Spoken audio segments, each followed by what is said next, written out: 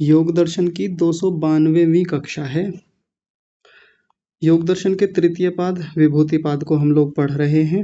13वां सूत्र चल रहा है, तो लगभग समाप्ति की ओर है। बहुत लंबा व्यास भाष्य है जिस पर हम कई दिनों से बात कर रहे हैं। धर्म, लक्षण और अवस्था परिणामों को देखा है।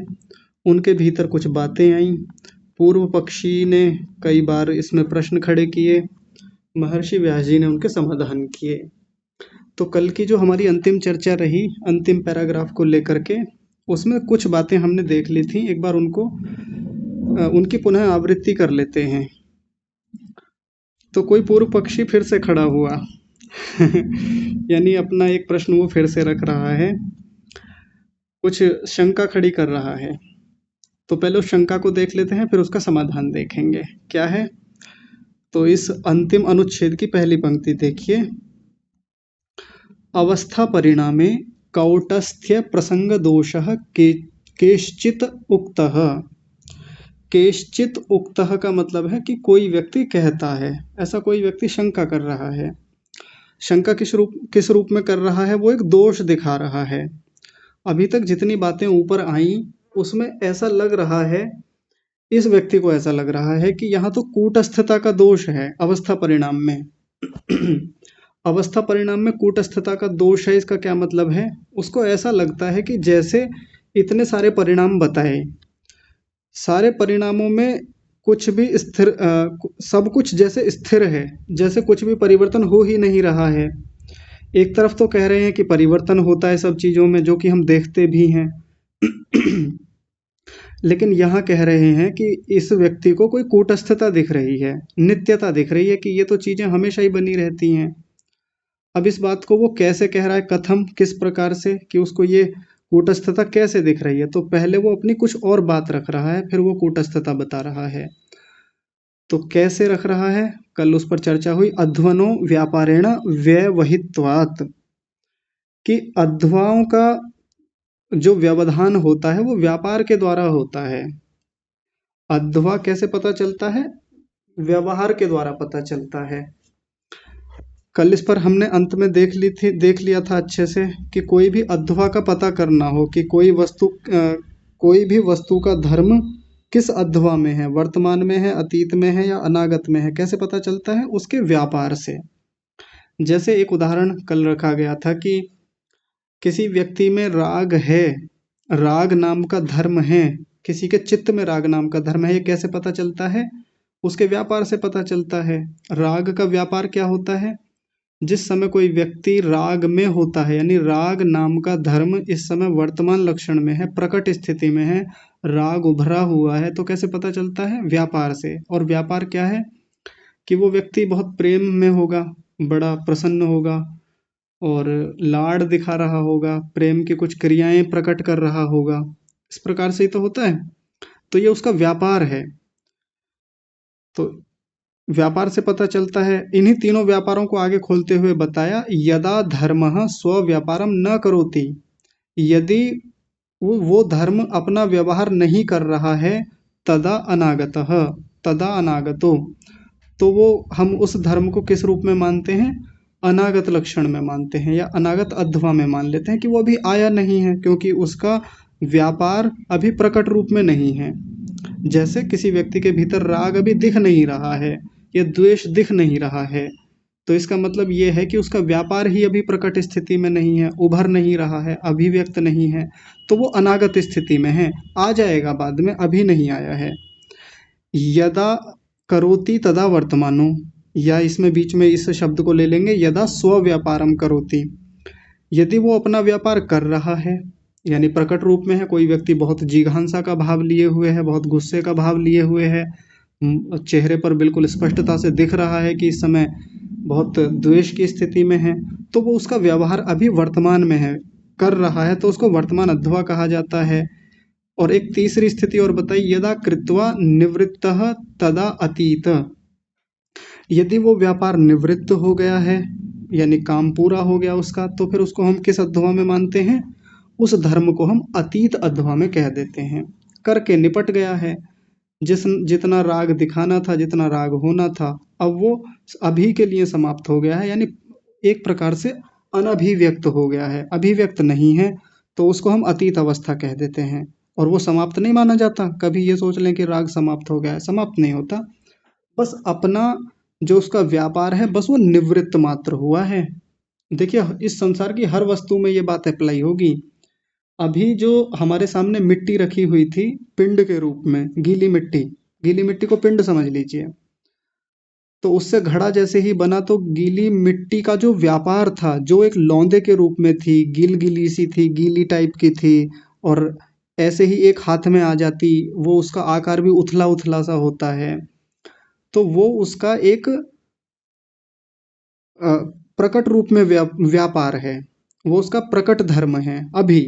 लेकिन जैसे ही उसका घड़ा बनाया, तो ये मिट्टी का जो लौंदा है, मिट्टी का जो ये पिंड है, ये अपने अतीत लक्षण में चला गया है, या अतीत अध्वा में चला गया है।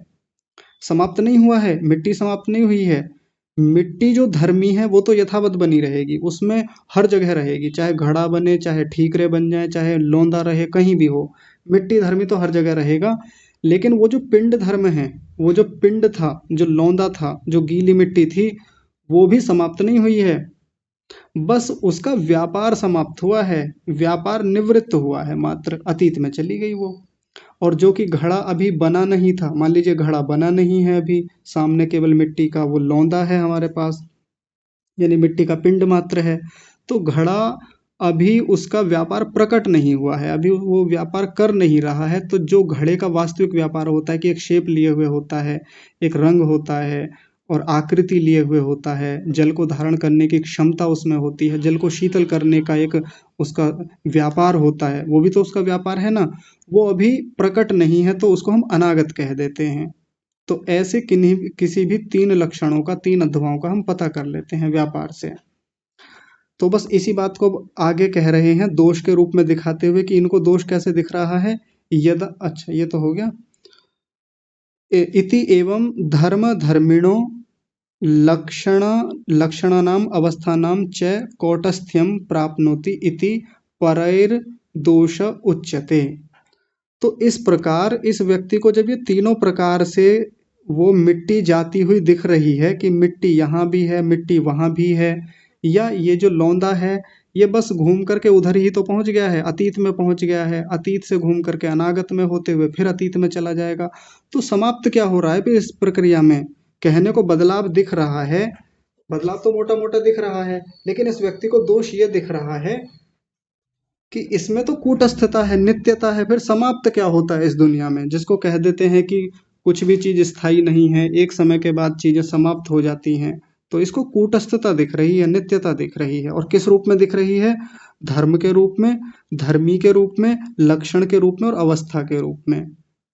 ध्यान से देखिए, इन चार रूपों में इसको वो कूटस्थता, नित्यता दिख रही है कि कुछ भी परिवर्तन नहीं है।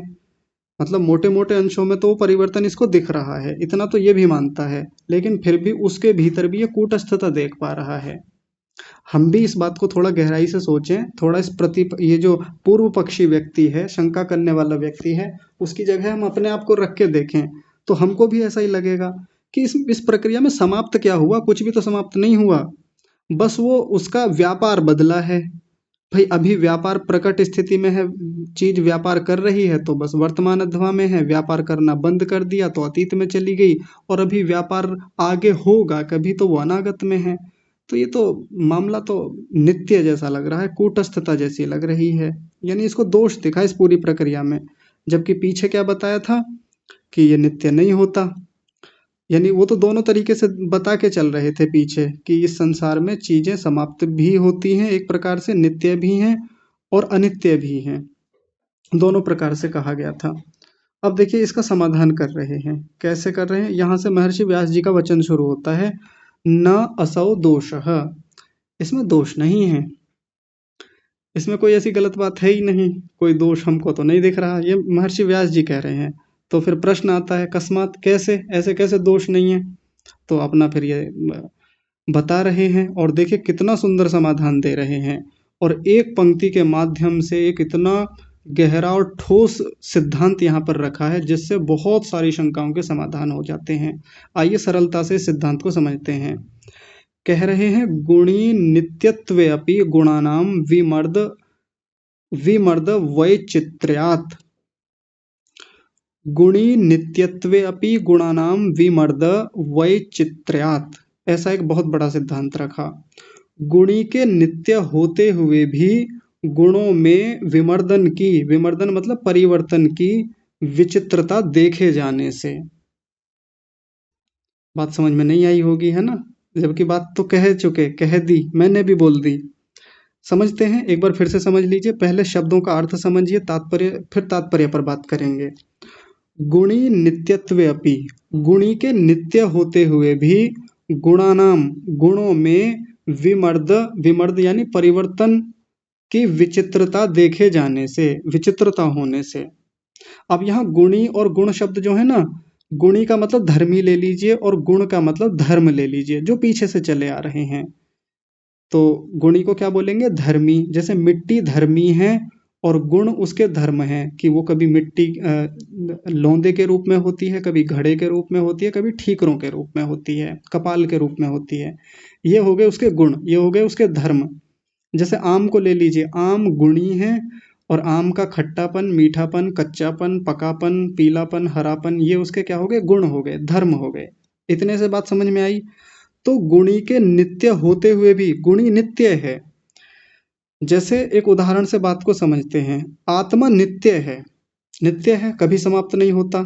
आत्मा धर्मी है एक प्रकार से, गुणी है, गुणी कह लीजिए, धर्मी कह लीजिए। उसके नित्य होते हुए भी गुणानाम, आत्मा के गुणों में विमर्द का मतलब परिवर्तन की विचित्रता देखे जाने से, आत्मा के गुणों में परिवर्तन की एक बड़ी विचित्र स्थिति होती है। जैसे मैं आपको थोड़ा और सरल करके बताता हूँ तो बात स्पष्ट होगी। जैसे सामान्य रूप से हम चर्चा करते हैं तो उसमें ये कहते हैं कि किसी वस्तु में यदि परिवर्तन आ रहा है तो वो वस्तु नित्य नहीं होगी। हम यही बातचीत करते हैं सामान्य रूप से। आध्यात्मिक लोगों के बीच में ये मान्यता बैठी हुई है कि यदि किसी वस्तु में परिवर्तन हो रहा है तो फिर वो नित्य नहीं रहेगी, नित्यता खंडित होती है उसकी, नित्यता थोड़ी रहेगी। और यदि किसी वस्तु के गुणों में परिवर्तन नहीं है तो वो नित्य होगी, ऐसा हम लोग मान के चलते हैं। लेकिन ये सिद्धांत सही नहीं है। देखिए, ये कह रहे हैं कि गुणों में यदि परिवर्तन है भी ना, तब भी वो वस्तु नित्य हो सकती है। जैसे आत्मा में सुख और दुख आते रहते हैं, यानी कभी सुखी होता है आत्मा, कभी दुखी होता है, कभी ज्ञान की स्थिति में होता है, कभी अज्ञान की स्थिति में होता है। तो कुछ लोग आत्मा को अनित्य मान लेते हैं कि देखो आत्मा में तो परिवर्तन होता है इसलिए आत्मा अनित्य है। लेकिन कितने लोग, ज्यादातर लोग तो आत्मा को नित्य ही मानते हैं कि आत्मा तो हमेशा रहती है। अब ये बात स्वीकार्य नहीं होती कि आत्मा में फिर ये परिवर्तन कैसे आ रहे हैं। यदि आत्मा में परिवर्तन आ रहे हैं फिर भी नित्य कैसे रहती है, आत्मा हमेशा कैसे बनी रहती है? परिवर्तन आएगा किसी चीज में तो वो तो नष्ट होगी। ये हमने सिद्धांत बना रखा है जो कि गलत है। तो सही सिद्धांत क्या है? सही सिद्धांत ये है कि किसी के गुणों में परिवर्तन आ रहा है ना, तो उससे वस्तु की नित्यता समाप्त नहीं होती, वस्तु तो बनी रहती है। आत्मा सुखी हो, दुखी हो, ज्ञान में रहे, अज्ञान में रहे, यहाँ जाए वहाँ जाए, थोड़ा बहुत वो जो परिवर्तन उस रूप में चलते हैं वो होते हुए भी आत्मा नित्य ही रहता है। जैसे मूल प्रकृति में परिवर्तन खूब होते हैं, सत्वगुण, रजोगुण और तमोगुण, इनमें परिवर्तन कितने होते हैं। इनसे कार्य रूप बनता रहता है, ऊपर ऊपर और ऊपर कार्य रूप जगत बनता चला जाता है। जैसे सत्वगुण से महातत्व बनता है, फिर ऊपर अहंकार बनता है, पंच तन्मात्राएं, इंद्रियां या स्थूल भूत, ये कितना कुछ परिवर्तन सत्वगुण, रजोगुण, तमोगुण में चलता रहता है, हमेशा चलता रहता है। परिवर्तन होते हुए भी, विमर्दन होते हुए भी क्या सत्वगुण, रजोगुण, तमोगुण समाप्त हो जाते हैं? नहीं, नित्य बने रहते हैं, हमेशा रहते हैं। ना उनको कोई बनाता है ना कोई बिगाड़ता है, नित्यता बनी रहती है उनकी। ये विचित्रता है। देखिए, बहुत बड़ा सिद्धांत रखा है यहाँ पे कि ये अपने आप में बहुत विचित्र और बहुत रोचक स्थिति है कि यदि किसी के गुणों में परिवर्तन आ रहा है, किसी के धर्म बदल रहे हैं, तो इससे वस्तु नष्ट नहीं हो जाती, वस्तु समाप्त नहीं होती। इसी प्रकार पीछे के उदाहरणों से समझ लें, समाधान कर रहे हैं एक प्रकार से कि मान लीजिए किसी के चित्त में कभी राग आता है, कभी द्वेष आता है, ये गुणों में ही तो परिवर्तन हो रहा है, धर्म में ही तो परिवर्तन हो रहा है। इससे धर्मी समाप्त नहीं हो जाता, धर्मी बना रहता है। गुण बदलते रहते हैं, धर्म यथावत बना रहता है। ये विचित्रता ही ऐसी है, ये प्रक्रिया ही ऐसी है, ये सिद्धांत ही ऐसा है। तो आगे इसी चीज को उदाहरण से समझा रहे हैं, और उदाहरण देखिए कहाँ का दे रहे हैं। यथा, जैसे कि संस्थानम आदिम आदिमत, एक शब्द है आदिमत, मैं इधर लिख देता हूँ, थोड़ा सा कठिन शब्द है ये, आदिमत। ऐसे आदिमत शब्द के बाद में आप देखिए यथा संस्थानम आदिमत धर्म मात्रम, इसमें जुड़ा हुआ है। एक बार फिर से ध्यान से देखिए, संस्थानम आदिमत धर्म मात्रम, ऐसे संधि विच्छेद होगा। संस्थानम आदिमत धर्म मात्रम शब्दादीनाम विनाशी अविनाशी नाम एवं, या एवं को छोड़ दीजिए अभी, यहाँ तक देखिए विनाशी अविनाशी नाम, ये दो शब्द हैं। यहाँ पर संधि विच्छेद करेंगे तो पहला शब्द बनेगा विनाशी और दूसरा बनेगा अविनाशी नाम, ऐसे। तो उदाहरण किस चीज का दिया? संस्थानम आदिमत धर्म मात्रम शब्दादीना विनाशी अविनाशी नाम। तो संस्थानम शब्द को लिया यहाँ पे इन्होंने एक उदाहरण के रूप में, संस्थानम शब्द को लिया। संस्थान का मतलब होता है पंच महाभूत, स्थूल भूत। फिर से समझिए, संस्थानम का मतलब यहाँ पर क्या है? पंच महाभूत, स्थूल भूत, पृथ्वी अग्नि जल वायु आकाश, इनको यहाँ पर संस्थान कहा। तो वो संस्थान कैसे होते हैं? आदिमत होते हैं। आदि मतलब वो अपने कारण वाले होते हैं, उनका भी कोई ना कोई कारण होता है। आदि का मतलब होता है कारण, आरंभ, जिससे वो वस्तु बनी है। तो ये पृथ्वी अग्नि जल वायु आकाश, ये जो स्थूल भूत हैं, इनका आदि कौन होता है? तो उसको आगे भी बताएंगे। ये कुल मिलाकर अभी इतना कहा, ये जो संस्थान होते हैं, ये पंच महाभूत होते हैं, ये आदि वाले होते हैं, यानी कारण वाले होते हैं। इनका कोई कारण होता है, धर्म मात्रम, और ये धर्म होते हैं। देखिए, इनको धर्म कहा, ध्यान से समझिए। पृथ्वी अग्नि जल वायु आकाश, जो ये पंच महाभूत हैं, ये धर्म मात्र हैं, धर्म हैं। किसके हैं? शब्द आदि नाम, शब्द आदि के हैं। शब्द आदि क्या होते हैं? शब्द स्पर्श रूप रस गंध तन मात्राएं, जिनको हम सूक्ष्म भूत भी कहते हैं। तो इन शब्द आदि गुणों के, या शब्द आदि जो तन मात्राएं हैं, इनके, इन धर्मियों के, इस शब्द आदि के साथ आप धर्मी शब्द भी लगा सकते हैं, इन धर्मी के ये धर्म होते हैं। थोड़ा बात को आसान कर लेते हैं, यहां देखिए।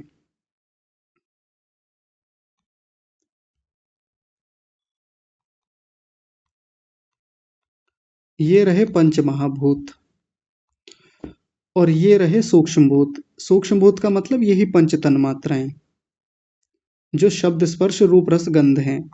ये तो कारण होता है, आदि वाला होता, यानी ये आदि होता है, कारण होता है, और ये कार्य होता है। इन्हीं को दूसरे नाम अभी दे दिए। क्या नाम दे दिया? इस कार्य को नाम दे दिया धर्म का। ये धर्म हैं, और नीचे वाले जो ये सूक्ष्म भूत हैं, ये धर्मी हैं। तो ये जो ऊपर धर्म हैं, पंच महाभूत नाम के जो धर्म हैं, ये सूक्ष्म भूत नाम के धर्मियों के धर्म हैं, क्योंकि इनसे बनते हैं। ठीक है, इन्हीं का रूपांतरण होके पंच महाभूत बनते हैं। अब ध्यान से समझ लीजिए, आप पीछे की प्रक्रियाओं को याद कीजिए। जब हम इनकी चर्चा कर रहे थे, विशेष अविशेष लिंग मात्र और अलिंग वाला जो वो प्रसंग आया था, पीछे आई थी ना वो चर्चा। तो देखिए कैसे इस संसार में चीजें बनती हैं। इन सूक्ष्म भूतों का एक प्रकार से परिवर्तन हो करके पंच महाभूत बनते हैं। उनमें परिवर्तन आ रहा होता है, परिणाम आ रहा होता है। और परिणाम कैसे हो रहा है? इन धर्मियों में, ये जो नीचे सूक्ष्म भूत हैं, शब्द स्पर्श रूप रस गंध, इनमें बस कुछ ऐसा परिवर्तन परमात्मा करते हैं कि बस धर्म बदलते हैं, और वो पंच महाभूतों के रूप में सामने इस संसार में प्रकट हो जाते हैं। देखिए कितनी रोचक बात है। फिर से समझिए, आराम से देखिए, ध्यान से। ये जो सूक्ष्म भूत हैं, जिनको हम शब्द स्पर्श रूप रस गंध कहते हैं, जिनको पंच तन मात्राएं भी कहते हैं, ये कारण हैं, ये धर्मी हैं। धर्मी में ही परिवर्तन हुआ, धर्मी में ही कुछ परिवर्तन हुआ। और धर्मी में परिवर्तन किस रूप में होता है? धर्म के रूप में। उसके धर्मों में बदलाव होता है। धर्मी में अपने आप में सीधे सीधे कोई बदलाव नहीं है, धर्मों के रूप में बदलाव होता है। जैसे उसके मूल जो तत्व हैं, मूल जो घटक हैं, ये जो मूल परमाणु हैं, सूक्ष्म भूतों को एक प्रकार से परमाणु भी कहा जाता है। इन परमाणुओं में परिवर्तन होता है, बदलाव होता है। उसी बदलाव से, या कहें धर्मों के बदलाव से, धर्मों के परिवर्तन से पंच महाभूत कार्य के रूप में प्रकट हो जाते हैं। ये उसका कार्य कहा जाता है या धर्म कहा जाता है। इतनी बात स्पष्ट हो गई होगी। तो देखिए एक बार फिर से पंक्ति को ध्यान से समझिए। यथा संस्थानम आदिमत, ये जो संस्थान है पंच महाभूत हैं, ये आदि वाले होते हैं। इनका आदि कौन होता है? तो शब्द आदि नाम। इनका आदि, इनका कारण होता है शब्द आदि जो गुण हैं, या शब्द आदि जो धर्मी हैं। और इनको धर्म मात्रम कहा। ये जो पंच महाभूत हैं, इनके साथ एक विशेषण लगाया धर्म मात्रम, ये स्वयं में धर्म है। आगे देखिए, अब इनके साथ एक एक शब्द और लगाए, विनाशी अविनाशी नाम। ये विनाशी और अविनाशी होते हैं। विनाशी शब्द तो लगेगा संस्थानम के साथ, और अविनाशी शब्द लगेगा शब्द आदि के साथ। इसका मतलब क्या है? ये जो संस्थान हैं, ये जो पंच महाभूत हैं, ये तो विनाशी होते हैं, ये तो नष्ट होते हैं। और शब्द आदि जो है वो अविनाशी हैं, वो नष्ट नहीं होते, मूल परमाणु के रूप में बने रहते हैं।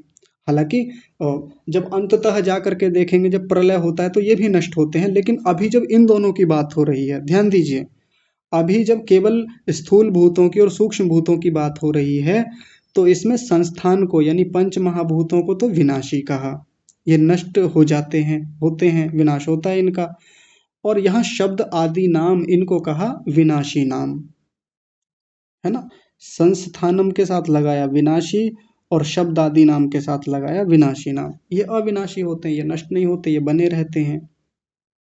ठीक है, तो एक उदाहरण तो ऐसा रखा। अब एक दूसरा उदाहरण रख रहे हैं, इससे और सूक्ष्म प्रक्रिया में ले जाना चाहते हैं, पीछे की ओर ले जा रहे हैं। किसकी ओर ले जा रहे हैं? मूल प्रकृति की ओर, यानी सत्वगुण रजोगुण तमोगुण की ओर। तो देखिए, एवं इसी प्रकार, एवं का मतलब है इसी प्रकार, लिंगम आदिमत धर्ममात्रम सत्वादीनाम गुणानाम विनाशी अविनाशी नाम। बिल्कुल वही प्रक्रिया है जो ऊपर बताई है, शब्द बदल दिए। संस्थानम की जगह लिंगम शब्द आ गया, और ऊपर शब्दादि की जगह सत्वादि नाम आ गया, है ना। इतना ही तो बदला है, बाकी तो सब वही है। बस यहाँ शब्दादि नाम के साथ गुणा नाम शब्द नहीं था। कहीं कहीं, कहीं कहीं ऐसी टीकाएं मिलती हैं जहाँ गुणा नाम शब्द यहाँ भी लगता है, लगा लेंगे, ऐसी कोई समस्या नहीं है। अब इस पंक्ति को समझते हैं जो नीचे वाली है, जो मैंने अभी बताई है। लिंगम, लिंग का क्या मतलब है? कौन बताएंगे लिंग क्या होता है? बताइए आप में से, पीछे पढ़ के आए हैं हम। हाँ, कृष्णा माता जी आप बताइए। कृष्णा माता जी आप बोलिए।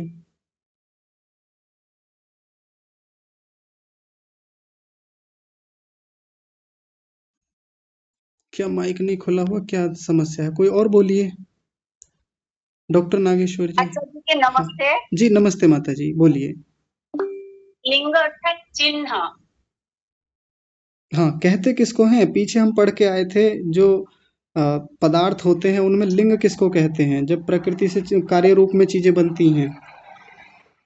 लिंग महत्व को लिंग मात्र। हाँ, महतत्व को लिंग मात्र कहते हैं। क्यों कहते हैं? लिंग शब्द क्यों कहा उसको, महतत्व को? कौन बताएंगे? ये अलिंग से पहले उत्पन्न होने के कारण। नहीं, लिंग शब्द क्यों कहा फिर इसे? विनीता माता जी बताएंगी। वो प्रकट में आ जाता है, इसीलिए वहां से जब तक वो अव्यक्त है सत्वरजतम है, तब तक तो वे अलिंग है। हाँ जी, और ठीक है। मैं तत्व से लिंग, और उसके बाद ही सारी प्रक्रिया शुरू होगी आगे तक। हाँ जी, बहुत बढ़िया, एकदम ठीक बताया। चलिए ठीक है, देख लेते हैं। लिंगम, लिंग का मतलब होता है लक्षण, प्रकट, अभिव्यक्त। क्योंकि जब तक इधर देख लीजिए, थोड़ा मैं स्पष्ट कर देता हूँ यहाँ पर। ये है अलिंग। अलिंग का मतलब क्या होता है? सत्व रजस तमस।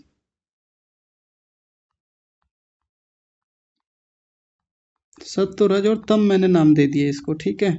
इससे जब कोई पहला पदार्थ बनता है, जब परमात्मा पहली बार संसार में कोई पदार्थ बनाता है, तो वो लिंग को ही बनाता है। और लिंग का मतलब होता है महतत्व, जिसको बुद्धि भी कहते हैं। महतत्व या महत भी कह देते हैं। ठीक लिखा? मह नहीं, महतत्व ऐसे लिखा जाएगा। बुद्धि भी कहा जाता है। लिंग का मतलब होता है प्रकट रूप में आ जाना, चिन्ह के रूप में। अभी तक ये जो अलिंग था, ये प्रकट रूप में नहीं था, अभिव्यक्त नहीं था, इसको हम नहीं जान सकते, ना कह सकते इसके बारे में। लेकिन जब ये पहली बार प्रकट रूप में आता है, कार्य रूप में आता है, तो उसको लिंग कहा जाता है, यानी महातत्व कहा जाता है। तो अब आइए अपने भाष्य पर वहीं देख लीजिए। लिंगम, लिंगम शब्द किसके लिए आया? महतत्व के लिए। ये भी कैसा होता है? आदिमत, ये भी आदि वाला होता है, यानी इसका भी कारण होता है कोई ना कोई। क्या कारण होता है? तो उसको बता रहे हैं सत्वादि नाम। सत्व आदि यानी सत्वगुण, रजोगुण और तमोगुण, ये तीनों होते हैं इसके कारण। और इस लिंग को क्या कहा? धर्म मात्रम, ये भी धर्म मात्र होता है। और धर्म हमेशा किसका होता है? धर्मी का होता है। तो यहाँ पर धर्म तो हो गया लिंग, धर्मी हो गया सत्वगुण, रजोगुण, तमोगुण, या मूल प्रकृति कह लीजिए या अलिंग कह लीजिए। लिंग क्या हो गया? धर्मी, क्षमा कीजिए गलत बोल दिया मैंने। लिंग क्या हो गया? धर्म। और मूल प्रकृति क्या हो गई? धर्मी हो गई। इतनी बात समझ में आती है ना?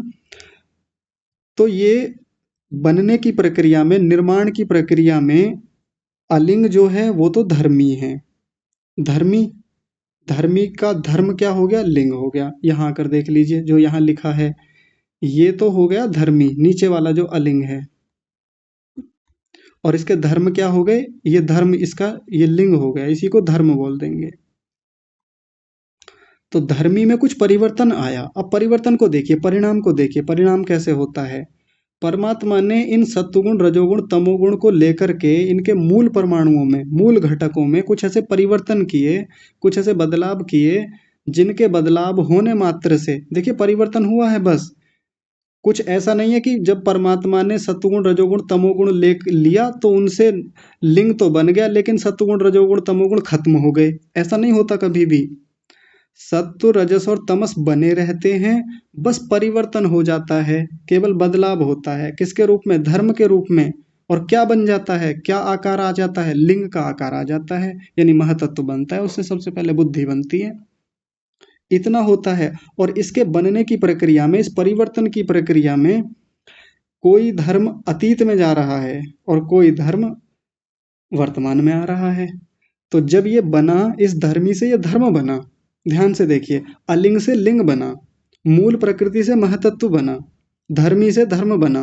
मैं शब्दों को बदल रहा हूँ, प्रक्रिया एक ही है। जब ये प्रक्रिया हो रही है तो सत्वगुण, रजोगुण, तमोगुण अतीत लक्षण में चले गए, अतीत अध्वा में चले गए।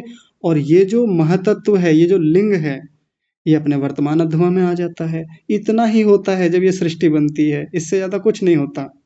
और कोई ये सोच ले कि ये तो बिल्कुल स्थायी है, बिल्कुल सब कुछ स्थिर है, यानी कूटस्थता दिखा दे, तो वैसी कूटस्थता भी नहीं है जो वो ऊपर कह रहा था कि कूटस्थता है।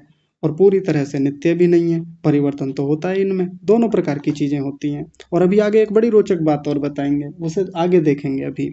लेकिन इतनी प्रक्रिया समझ में आ गई होगी अभी। मूल बात जो अभी तक बताने वाली है, समझने वाली है, वो ये समझें, धर्मी में परिवर्तन धर्म के द्वारा पता चलता है, जब उसके धर्मों में परिवर्तन होता है। तो सत्वगुण, रजोगुण, तमोगुण में जब परिवर्तन आया, वो किस रूप में आया कि बस ये इसके धर्म बदले, और धर्म बदलने से इसका एक प्रकार से रूप बदल गया। सत्वगुण, रजोगुण, तमोगुण की स्थिति बदली और लिंग के रूप में वो प्रकट रूप में आ गया, अभिव्यक्त हो गया।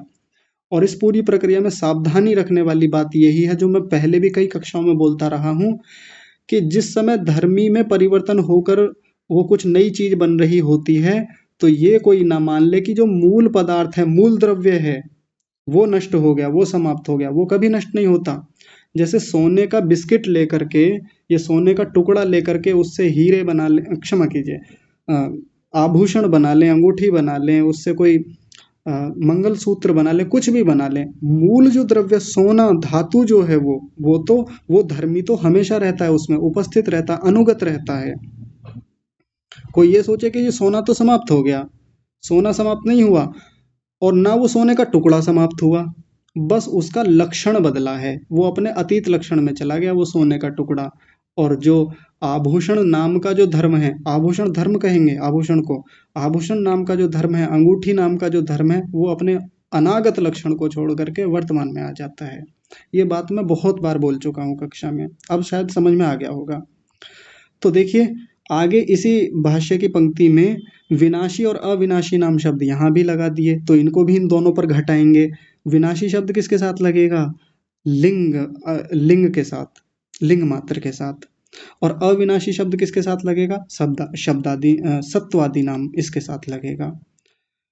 फिर से देखिए, विनाशी शब्द किसके साथ लगेगा? लिंगम के साथ। और विनाशी नाम सत्वादि नाम के साथ लगेगा। तो इसका तात्पर्य क्या हुआ? तात्पर्य ये हुआ कि ये जो लिंग हैं ये तो विनाश को प्राप्त होते हैं, नष्ट होते ही हैं, समाप्त हो जाते हैं एक समय के बाद, जब प्रलय की अवस्था उल्टी होकर के लौटती है। उल्टा होके चलता है ना सारा, कि एक दूसरे में आते चले जाते हैं, वो मिलते चले जाते हैं और फिर अंततः जाकर के मूल प्रकृति में मिल जाते हैं। तो इस प्रकार से ये विनाशी कहे जाते हैं, विनाशी कहा जाता है लिंग को। और सत्व आदि नाम, ये जो सत्व गुण, रजोगुण, तमोगुण है, ये अविनाशी होते हैं। ये तो कभी नष्ट नहीं होते, हमेशा रहते हैं। और अंत में बस एक बात और कह दी इन्होंने, क्या कह रहे हैं? तस्मिन विकार संज्ञा इति। संधि विच्छेद देख लीजिए, तस्मिन विकार संज्ञा इति। बस इसकी विकार संज्ञा कही जाती है, इसी पूरी प्रक्रिया को विकार कह देते हैं कि मूल प्रकृति में विकार आया। विकार शब्द वैसे हम जब दैनिक जीवन में प्रयोग करते तो विकार का मतलब क्या होता है? बिगाड़, बिगाड़ करना। इन्होंने तो विकार डाल दिए, इन्होंने तो बड़ा बिगाड़ दिया चीजों को, है ना। विकार शब्द इसी तरीके से चलता है, लेकिन विकार का मतलब परिवर्तन, बस परिवर्तन समझ लें। शास्त्रीय भाषा में विकार का मतलब बदलाव, परिवर्तन, परिणाम, ये कहा जाता है। और वो विकार क्या विकार है? बस उस धर्मी के धर्मों में जो परिवर्तन हो करके नया तत्व, अनागत लक्षण को छोड़ करके वर्तमान अवस्था में आ रहा है, इसी को विकार कहा जाता है। आम अभी खट्टा है, कच्चा है, तो उसके भीतर धर्मों में परिवर्तन हुआ। आम धर्मी है, ठीक है, ध्यान से समझेंगे आराम से। आम धर्मी है, अभी खट्टापन वर्तमान अध्वा में है, वर्तमान लक्षण में है, लेकिन एक समय के बाद आम पकता है, पीला हो जाता है, पक गया है। तो इस पकने की प्रक्रिया में भीतर विकार आया। विकार यानी परिवर्तन आया। अगर आम में विकार बोल दें तो लोगों के मन में एक ही बात आएगी कि आम में विकार का मतलब है कि आम सड़ने लगा है, आम खराब होने लगा, कीड़े पड़ गए हैं उसमें ना। विकार का मतलब ये नहीं होता। हाँ, वो भी आगे का विकार है, वो और आगे का विकार कहा जाता है आम का।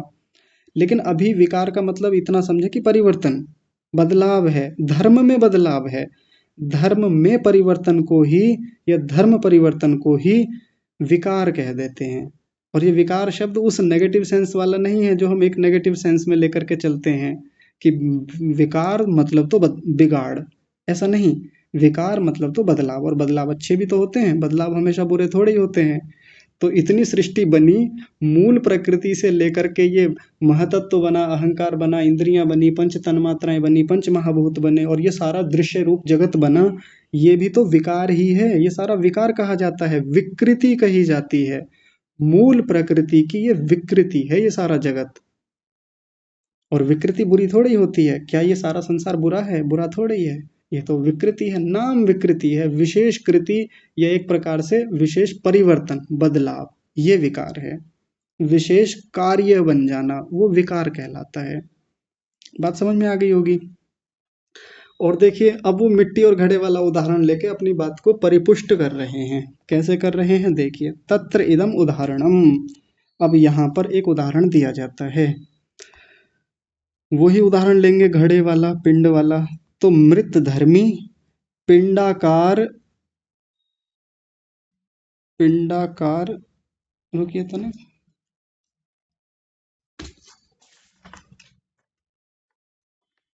पिंडाकारात, ठीक है, हाँ, पिंडाकारात धर्म, धर्मात धर्मांतरम उप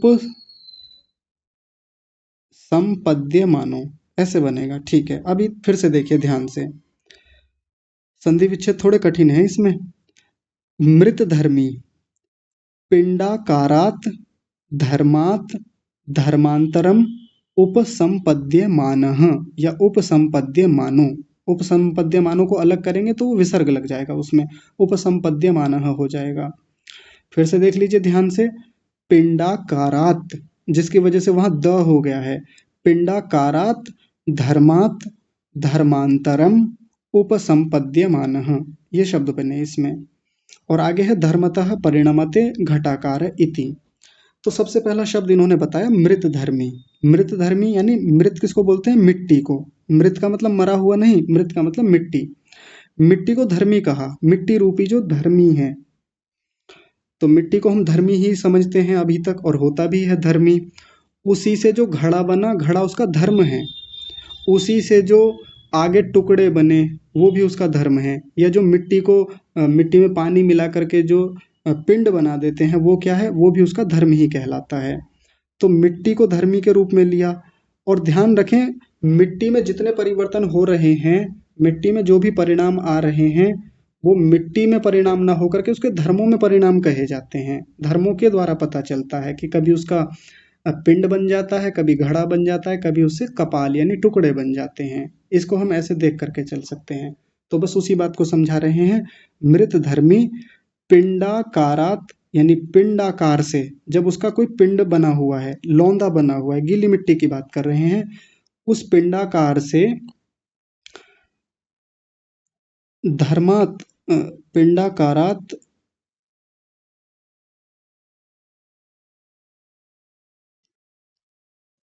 तनिक रुकिए, एक बार मैं देख लेता हूँ, स्पष्ट कर लूँ।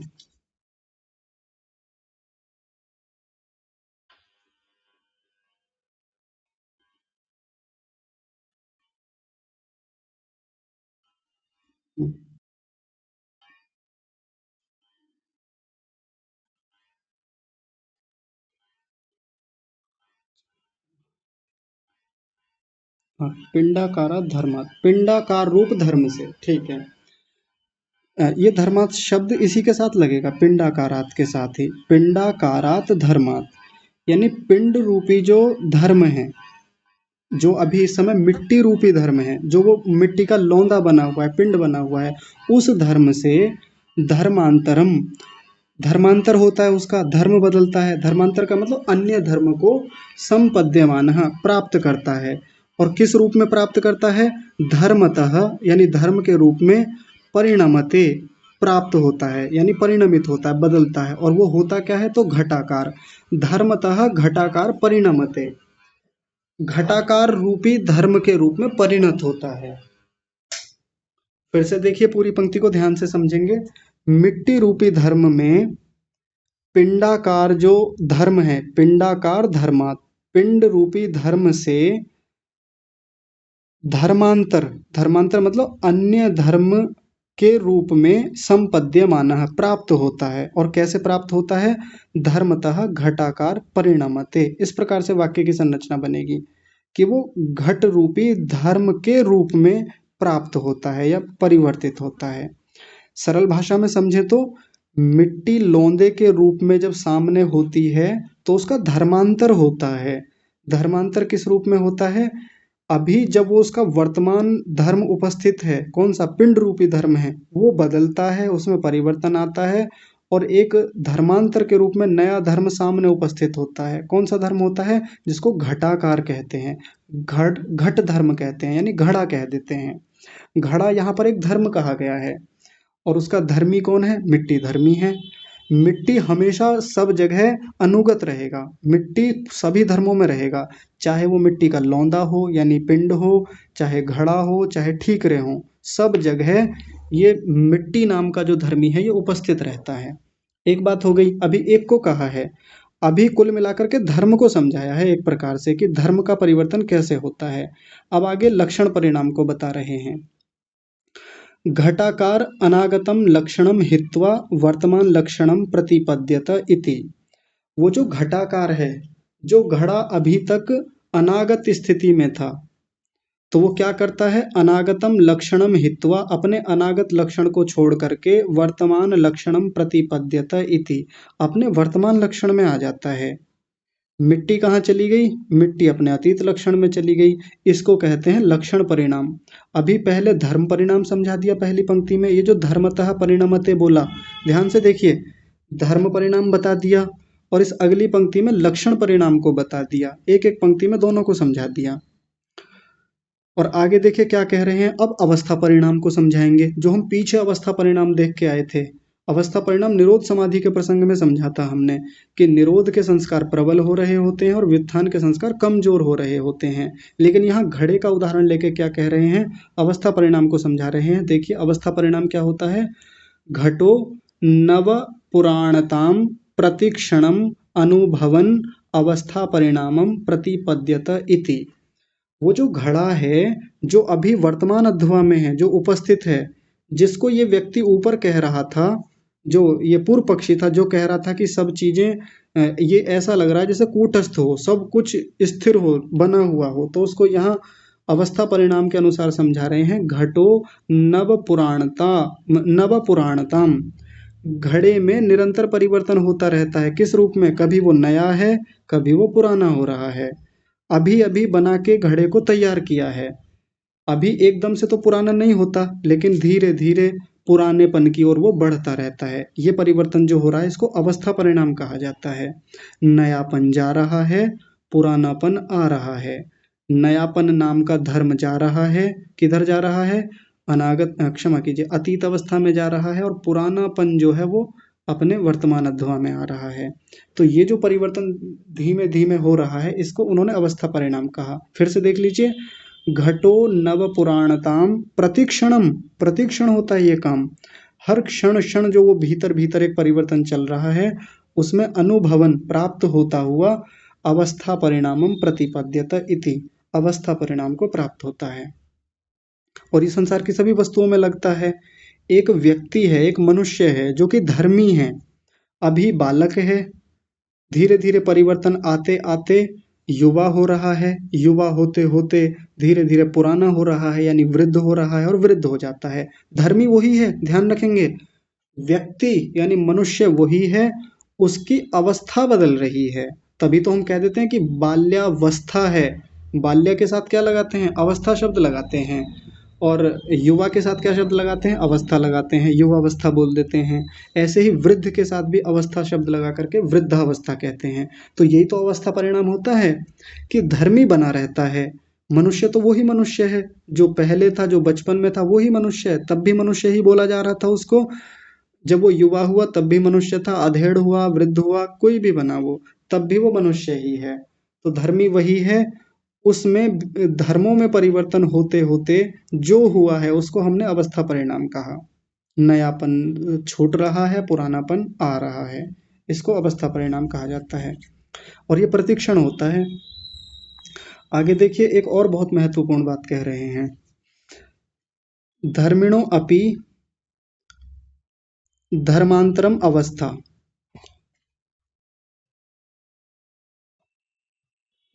तनिक रुकिए, थोड़ा सा देखते हैं।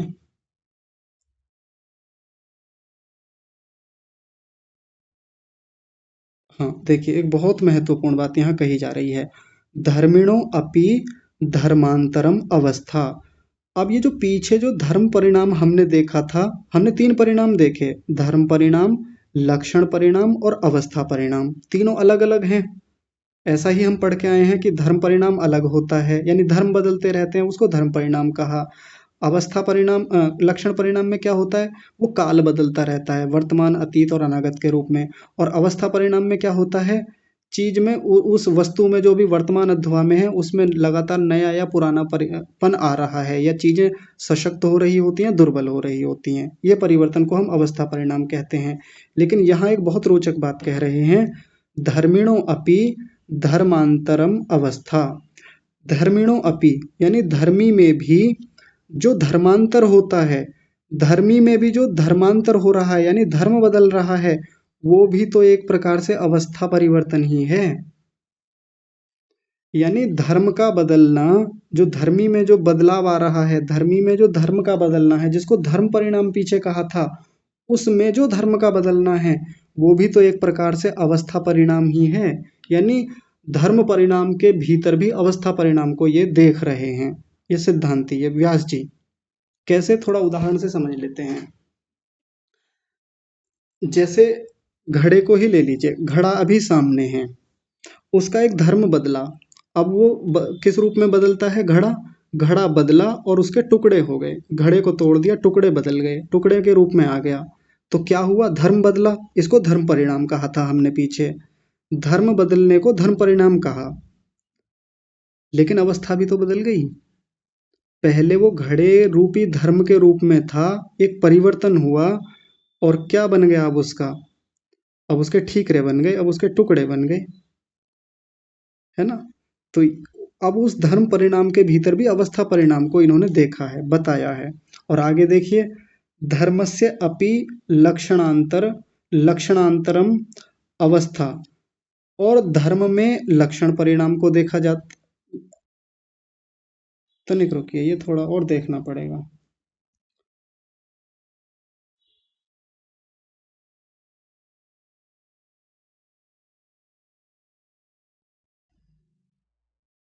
धर्मस्य अपि लक्षणांतरम अवस्था। हाँ, तो जो लक्षण परिणाम होता है, अब उसमें भी अवस्था परिणाम को लागू कर रहे हैं। धर्मस्य अपि लक्षणांतरम, जो धर्मों का बदलना होता है, लक्षण के रूप में बदलना होता है, उसमें भी अवस्था, यहाँ अवस्था शब्द है, तो उसमें भी अवस्था परिणाम होता है। पहले धर्म में अवस्था परिणाम को दिखाया, अब यहाँ लक्षणों में भी अवस्था परिणाम को दिखा रहे हैं या स्वयं देख रहे हैं। जब किसी प्रकार से धर्म बदलते हैं, जो कि अभी पीछे बताया कि धर्म बदल रहे हैं, तो धर्मों में तो उसके लक्षण बदल रहे हैं, कभी वो वर्तमान में होता है, कभी अतीत में, कभी अनागत में, और उसमें वो अवस्था भी बदल रही होती है, तो उसमें भी अवस्था को ही दिखा रहे हैं। और आगे देखिए, आगे कह रहे हैं, इति एक एव द्रव्य परिणामो भेदेन उपदर्शित इति। वास्तव में तो एक ही द्रव्य परिणाम है, जिसको अनेक भेदों से कहा जाता है, देखा जाता है। इतने सारे परिणाम बता करके कि धर्म परिणाम अलग है, लक्षण परिणाम अलग है, अवस्था परिणाम अलग है, इतना सब कुछ बता करके अंत में कह रहे हैं कि वास्तव में एक ही परिणाम होता है, और उसको कहा द्रव्य परिणाम। द्रव्य में जो परिणाम हो रहा है, उसी, बस वो वास्तव में है तो एक ही परिणाम। ये शब्द, ये वाक्य पीछे भी आया था, लगभग ऐसा ही वाक्य। कौन सा वाक्य था अभी देखिए।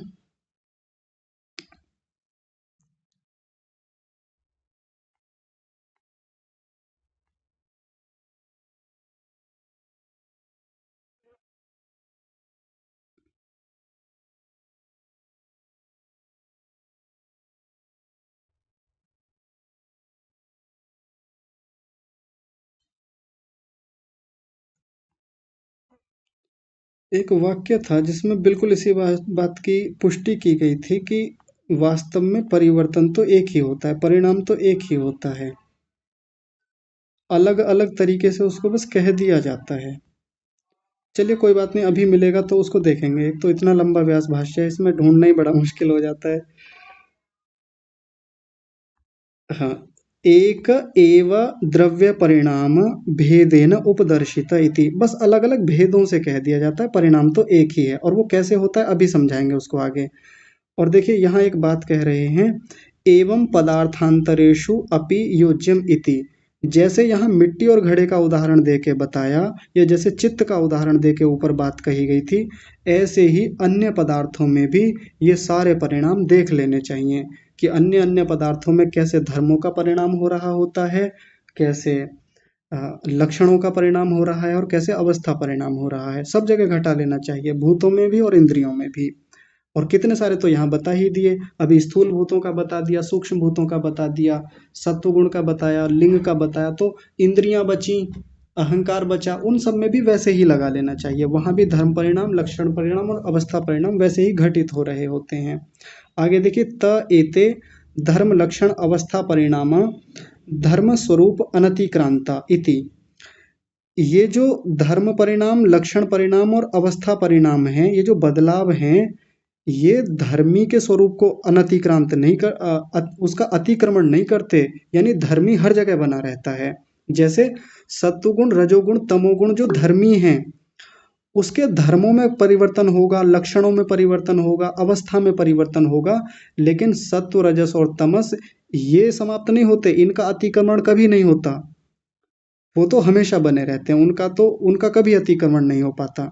जैसे आम के जो धर्म है, खट्टापन, मीठापन, उसमें बदलाव आता है, धर्म में परिवर्तन आता है, लक्षण में परिवर्तन आता है, अवस्था में परिवर्तन आता है, लेकिन आम जो है, आम तो आम रहता है, इस पूरी प्रक्रिया में आम वैसा का वैसा ही है। आम के जो मूल घटक हैं जिनके होने से आम कहलाता है, वो आम तो वैसा का वैसा ही है। राग चित्त में आता है, कभी वर्तमान अध्यवा में है, कभी अतीत में चला जाता है, कभी अनागत में। वैसे ही कभी द्वेष आता है, कभी लोभ आता है, कभी ईर्ष्या आती है, कभी परोपकार का धर्म आता है, कभी मृदुता आ जाती है, कभी अहिंसा, कभी हिंसा, कभी ज्ञान अज्ञान, धर्म वैराग्य। ये आते रहते हैं, जाते रहते हैं, बहुत परिवर्तन धर्म के रूप में होते हैं, लक्षण के रूप में, अवस्था के रूप में।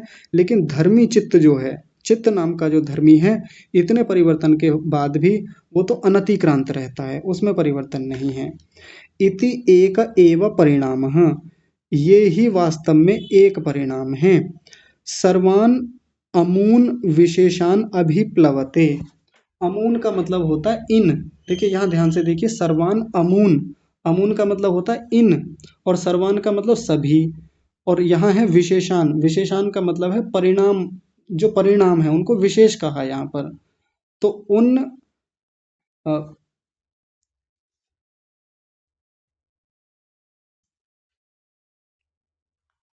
कहा गया इति एक एव परिणाम, तो ये जो परिणाम है, तनिक रुकिए, अमून सर्वान विशेषान अभिप्लवते। हाँ, तो ये जो एक परिणाम है, जो कि केवल एक परिणाम होता है, धर्मी में ही वो परिवर्तन चल रहा होता है, जो अलग अलग धर्मों के रूप में पता चलता है। तो अमून सर्वान, इन सभी के रूप में वो परिणाम पता चलता है, अभिप्लवते यानी प्राप्त होता रहता है। होता एक ही परिणाम है, लेकिन इन सभी के रूप में, यानी धर्म के रूप में पता चलता है, और धर्म परिणाम के रूप में, लक्षण परिणाम के रूप में, और अवस्था परिणाम के रूप में वो पता चलता है। अथ को अयम परिणाम, तो वो जो एक परिणाम है वो कौन सा परिणाम है। देखिए अंत में बस एक प्रश्न रखा यहाँ पर, खुद से प्रश्न कर रहे हैं कि अथ को अयम परिणाम है, फिर ये अकेला जो एक परिणाम जिसको आप कह रहे हैं, जिसको आप पहले तीन कह रहे थे, और अब लास्ट में आकर कह रहे हैं कि ये तो वास्तव में तो एक ही परिणाम होता है, तो वो कौन सा होता है। तो देखिए सार रूप में बात को कह रहे हैं, अवस्थितस्य द्रव्यस्य। ये जो द्रव्य अवस्थित रहता है, यानी जो सत्वगुण रजोगुण तमोगुण हर जगह अवस्थित रहता है, चाहे उससे कुछ भी बना लीजिए, परिवर्तन कितने भी हो जाएं, लेकिन उस उनमें सब में वो द्रव्य अवस्थित रहता है। पूर्व धर्म निवृत्तो धर्मांतर उत्पत्ति परिणाम, पहला धर्म तो निवृत्त हो रहा होता है, और धर्मांतर नया धर्म, अन्य धर्म की उत्पत्ति हो रही होती है। बस वास्तव में तो यही एक परिणाम है। इसके अलावा कहने को अलग अलग तरीके से, अलग अलग भेदों से धर्म परिणाम को समझाया, लक्षण परिणाम को समझाया, अवस्था परिणाम को समझाया। ये समझाना ही होता है विस्तार से, भेदों से।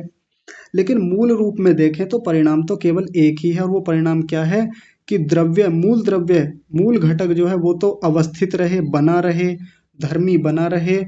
पहला धर्म जा रहा है, नए धर्म की उत्पत्ति हो रही है। वास्तव में तो इस पूरी दुनिया में बस यही एक परिणाम है, यही एक परिवर्तन है। देखिए सार रूप में बात को कहाँ ला करके समाप्त किया है, इतनी सारी बातें बता दी, इतना कुछ राम कहानी कह लीजिए, रामायण सुना दी, उसके बाद में सबसे अंत में जाकर के बस एक बात कही कि कहने को बस एक ही परिणाम होता है इस दुनिया में, पूर्व धर्म जा रहा होता है, नया धर्म आ रहा होता है, यही तो होता है। तो आप स्वयं से विचार करके देखिएगा इस अंतिम पंक्ति का तात्पर्य क्या है, सार क्या है। बाकी यदि किसी को कुछ बात समझ में नहीं आती है तो आगे कल की कक्षा में चर्चा करेंगे। समय बहुत हो गया है आज। जुड़ने के लिए सभी का बहुत धन्यवाद। आज की कक्षा को यहीं विराम। आप सभी को सादर प्रणाम।